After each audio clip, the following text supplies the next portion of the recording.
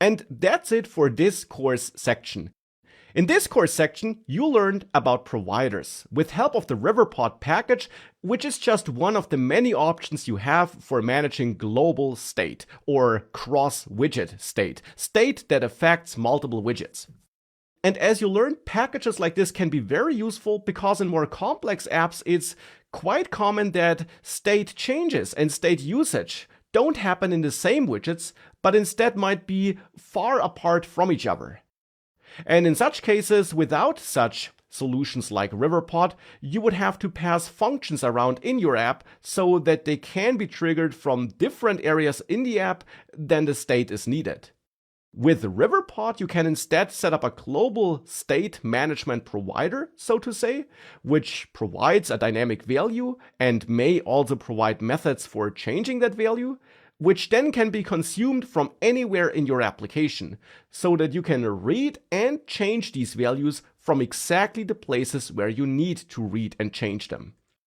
For that, you learned that after installing Flutter Riverpod, you must set it up here in the main Dart file by wrapping your app or whichever widgets need access to this provider feature with provider scope.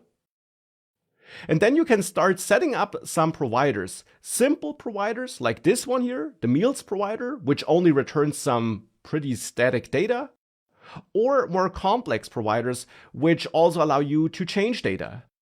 The latter can be done by creating these notifier classes based on state notifier combined with the state notifier provider class.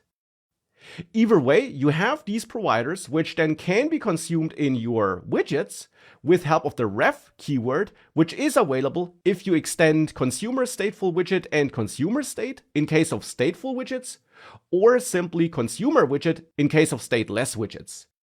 In that case, you would not have a globally available ref keyword, but instead this second argument which you must accept in the build method, which gives you this ref object. And it's then this ref object which can be used to set up listeners that make sure that the build method is re-executed whenever the provider data changes, and which then give you access to the provided data. Or, as you also saw, you can also read values one time to then, for example, also trigger those methods that may change the state by reaching out to the notifier class that is related to such a notifier provider. That's how you can work with those providers.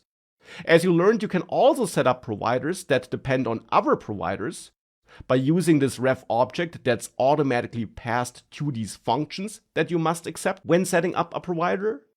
And with that, you now have a powerful cross-widget state management tool, which makes sure that you don't have to pass data and functions through all your widgets.